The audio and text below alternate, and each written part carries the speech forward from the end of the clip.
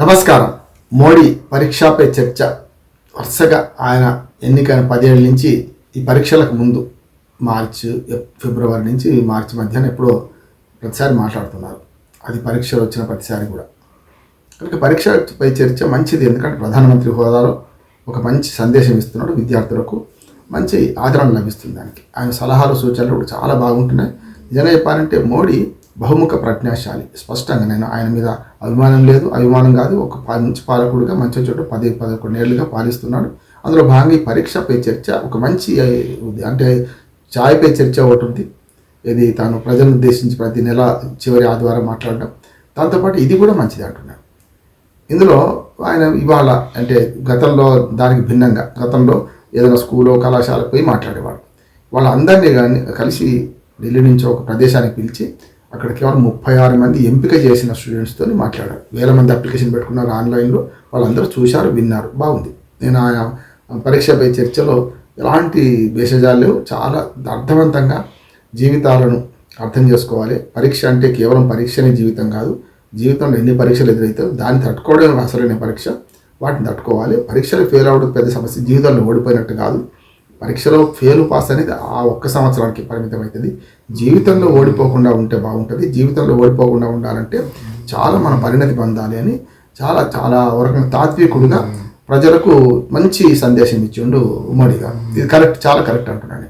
పరీక్షలకు ఇచ్చే సందేశం ఏదైతుందో పరీక్ష విద్యార్థులకు ఇది మొత్తం ఆ ఒక్క 36 మందికి పరిమితం కాదు, అది అందరికీ వస్తుంది, అందరికీ సాధ్యమవుతుందని అంటున్నాను. అట్లాగే దీన్ని ఇంకేం చేయొచ్చు అంటే, దీనికి నేను కొనసాగింపుగా మోడీ గారికి పరీక్ష పెడుతున్నాను. అంటే మోడీ గారు ఇప్పటికైతే చాలా వాటిలో నెగ్గుతున్నారు. అంటే ఎట్లా మన ఎన్నికల పరీక్షలో నెగ్గుతున్నారు. మొన్న 3వసారి ఎన్నికైనప్పుడు కూడా మోడీ గారు ఆ ఎన్నికల పరీక్షలో కూడా నెగ్గినట్టు లెక్క, కానీ కొంచెం తక్కువ మార్కులు వచ్చినాయి. అప్పటికేమో డిస్టింక్షన్ వచ్చింది. మొదటి 2018లో 270 సీట్లు దాటిన మోడీ 2019కి వచ్చేవరకు 303 సొంతంగా వచ్చినాయి సీట్లు. కానీ మొన్న కొంచెం 240కి తగ్గారు. అబ్కా బార్ 400 అన్న, ఆప్కా బార్ మొత్తం మీద 370 సీట్లు ఆర్టికల్ కాదు మాకే వస్తాయన్నా కూడా తగ్గింది. కానీ తగ్గిన వచ్చిన 3వసారి అయితే గెలిచినట్టే కదా, 3వసారి వేసినట్టే కదా.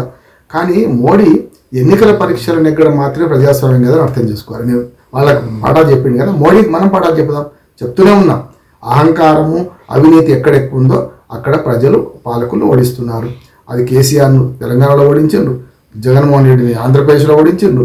మనకు దేశవ్యాప్తంగా చూస్తే మనకు మోడీ గారిని సీట్లు తగ్గించారు, సీట్లు తగ్గించారు. అట్లాగే మొన్న ఇది ఢిల్లీ ఎన్నికలు చూస్తే ఆమ్ ఆద్మీ పార్టీ కూడా చురుకబెట్టింది. నేనేమంటున్నానంటే అసలైన న్యాయ నిర్ణేతలు ప్రజలే. అసలైన ప్రజాస్వామ్యంలో పరీక్షలు ఎదుర్కోవాల్సిన రాజకీయ నాయకులు ఎన్నికల్లో రాజకీయాలు ఎదుర్కొంటున్న పరీక్షలకు తోడు నేనేమంటున్నానంటే మోడీ గారు విద్యార్థులకు ఏం చెప్పిండో మోడీ గారు కూడా ప్రజాస్వామ్య పాఠాలు చెప్పదలుచుకున్నాను. ఏమనంటే మన పౌరుడిగా మన బాధ్యత కనుక ప్రజాస్వామ్య పాఠాల్లో మోడీ గారు చేయాల్సిన పని ఏంటంటే ఎన్నికలకు మధ్యన ఏం జరగాలి, ఎన్నికల తర్వాత మళ్ళీ ఎన్నికలు వస్తాయి, బీహార్ ఎన్నికలు వస్తున్నాయి, మళ్ళీ వచ్చే సంవత్సరం పశ్చిమ బెంగాల్ ఎన్నికలు వస్తాయి, వరుసగా ఇంకో ఎన్నికలు వస్తాయి. ఇవన్నీ వస్తాయి, కానీ ఎన్నికలకు మధ్యన జరగాల్సింది అభివృద్ధి. ఎన్నికలకు మధ్యన జరగాల్సింది పార్టీల మధ్యన పోరాటం కాదు, శత్రుత్వం కాదు, అభివృద్ధి జరగాలి. అది జరుపుతలేడు, ఆయన విమర్శిస్తున్నాడు. అది మోడీ గారితో పాటు రాజకీయ నాయకులందరికీ ఈ పాఠాలు ప్రజాస్వామ్య ప్రియులందరూ చెప్పాల్సిన అవసరం ఉంది. కేవలం ఎన్నికలు మాత్రమే పరీక్ష అనుకొని ఎన్నికలు నెగ్గానే మాకు అహంకారం మించి మేము ఇష్టమైన పనులు చేద్దాం అనుకోకుండా మీరు చేయాల్సిన పని పాలకులు ఎన్నికలకు మధ్యన మీరు ఇచ్చిన హామీలు నెరవేర్చడం, ఆ హామీలు నెరవేర్చడానికి అవసరమైన ఫండ్స్ కేటాయించడం, దాంతోపాటు నిరంతర ప్రక్రియ అభివృద్ధి అనేది పార్టీలు శాశ్వతం కాదు, ప్రజలు శాశ్వతం అని మీరు చేస్తే మంచిగా సాధ్యమవుతుంది నేను అంటున్నాను. అది జరగాల్సిన అవసరం ఎంతైనా ఉంది. ఇప్పుడు ప్రజాస్వామ్య పాఠాలు వీళ్ళకి చెప్పాలి. వారేమో ఎన్నికల సందర్భంగా ప్రజాస్వామ్యాన్ని నేర్చుకుంటున్నారు, ఇప్పటికీ చాలా గొప్పి కడుతున్నాయి, ప్రజలు కూడా మంచి తీర్పులు ఇస్తున్నారు. అట్లాగే పరీక్షపై చర్చ నందు నేనేమంటున్నాను, రాజకీయాలపై చర్చ ఇవి కూడా పెట్టాల్సిన అవసరం ఉంది. మోడీ గారు ఎన్నికలపై చర్చ పెట్టాల్సిన అవసరం ఉంది. ఎన్నికల్లో డబ్బు మద్యం ఎట్లా ఏరులైపోతుంది, ఎన్నికల్లో కులం మతం ఎట్లా ప్రాధాన్యత వహిస్తుంది, ఇవి కాకుండా దీన్ని అధిగమించి మనం ఆ రాజకీయాలు ఎట్లా చేయాలి, రాజకీయాలు సిద్ధాంత వైరుధ్యాలు ఉండవు, పరస్పర శత్రుత్వం ఉండొద్దు. అట్లాగే సమాఖ్య స్ఫూర్తిని కాపాడాలి. దేశంలో అన్ని పార్టీలు ఉన్నాయి, అన్ని రాష్ట్రాలు ఉన్నాయి, రాష్ట్రాల హక్కులను గౌరవించాలి, సమాఖ్య స్ఫూర్తిని గౌరవించాలి. పరీక్ష ఒకటే జీవితం కాదంటే రాజకీయాల్లో గెలుపు ఒకటే జీవితం కాదు, గెలుపు ఒకటే లక్ష్యం కాదు. గెలుపు కంటే రాజకీయాల్లో నైతిక విలువలకు ప్రాధాన్యత ఇవ్వాలి. గెలుపు కంటే రాజకీయాల్లో సామాజిక న్యాయానికి మనం పెద్దపీట వేయాలి. దాంతోపాటు సమాఖ్య స్ఫూర్తిని కాపాడాలి. జమిలీ ఎన్నికల పేరు మీద మొత్తం రాజ్యాన్ని మొత్తం ఒకే పార్టీ ఒకే ఎన్నిక, ఒకే పార్టీ ఒకే చట్టము, ఇట్లా సరైనది కాదు. దీన్ని తెలుసుకుంటే మన మోడీ గారు అటు ప్రజాస్వామ్య పాఠాలు కూడా వినాల్సి వస్తుంది. అటు రాజకీయంగా మిగతా పార్టీలు చెప్తున్నాయి, ప్రజలు చెప్తున్నారు. ఇటు పక్కన పరీక్షపై చర్చలో ఆయన ఎట్లా మాట్లాడుతున్నారు విద్యార్థులతో, మనం కూడా ఈ ఎన్నికలపై చర్చ కూడా జరపాల్సిన అవసరం ఉంది. ఇది ప్రజాస్వామ్య ప్రియులందరూ ఈ పరీక్షపై చర్చను ఇట్లా మళ్ళించి ఇది ఎలక్షన్ పై చర్చ జరగాలి.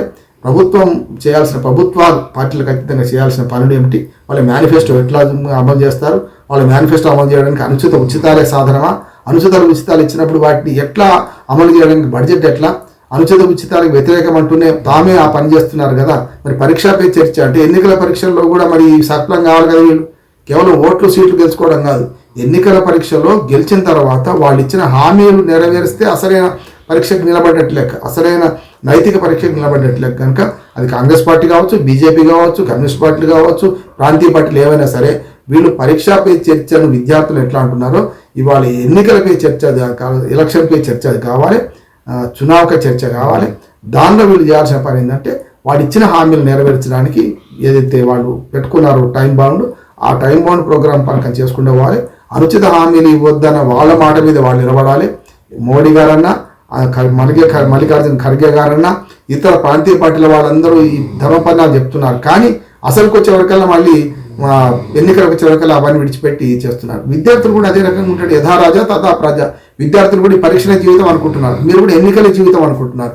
ఎన్నికలే జీవితం అనుకోవడం కంటే పరీక్షల్లో విద్యార్థులు పరీక్షలు మాత్రమే జీవితం అనుకోకుండా ఉండాలంటే ఎన్నికల జీవితం కూడా అనుకోకుండా ఉండి, ఎన్నికల్లో గెలుపు మాత్రమే కాదు, ఎన్నికల తర్వాత గెలిచిన తర్వాత ఏం చేయాలో మీరు ఆలోచించాలని కోరుతూ అన్ని పార్టీలు విజ్ఞప్తి చేస్తూ ముగిస్తున్నాను.